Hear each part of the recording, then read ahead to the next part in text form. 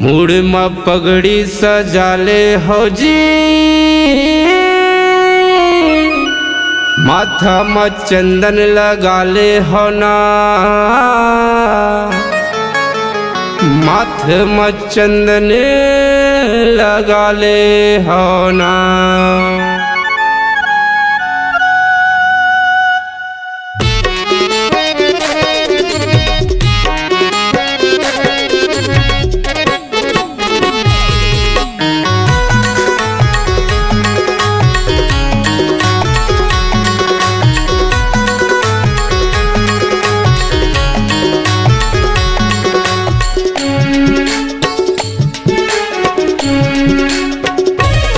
मुड़ में पगड़ी सजाले हो जी, माथ में चंदन लगाले हो ना, मुड़ में पगड़ी सजाले हो जी, माथ में चंदन लगाले हो ना। बलिदानी राजा के दिए संदेश ने भूला हो ना, गुरु बालक दास के दिए संदेश ने भूला हो ना। मुड़ में पगड़ी सजाले हो जी, माथ में चंदन लगाले हो ना, मुड़ में पगड़ी सजाले हो जी, माथ में चंदन लगाले हो ना। गुरु बालक दास के दिए संदेश ने भूला हो ना, बलिदानी राजा के दिए संदेश ने भूला हो ना।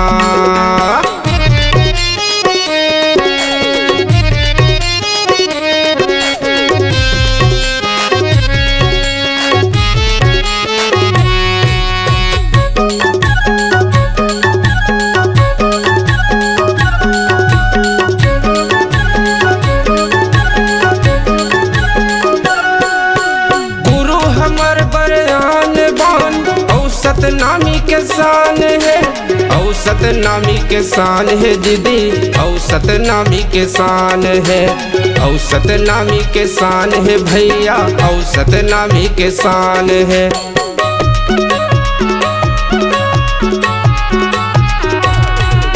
मुड़ में पगड़ी माथ में चंदन, बालक दास जी नाम है, बालक दास जी नाम है भैया, बालक दास जी नाम है, बालक दास जी नाम है दीदी, बालक दास जी नाम है। सतनाम स्वराज है जी, सतनाम से ना है ना, सतनाम स्वराज है जी, सतनाम से ना है ना।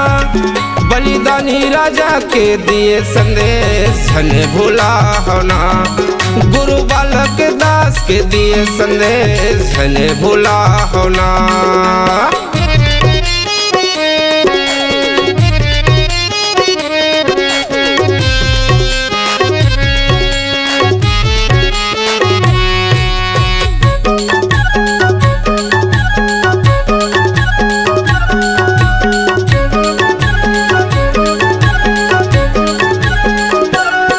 अरे गुरु गुरु कथस रे भाई, गुरु कहाँ ले आइस है, गुरु कहाँ ले आइस है भैया, गुरु कहाँ ले आइस है, गुरु कहाँ ले आइस है भैया, गुरु कहाँ ले आइस है।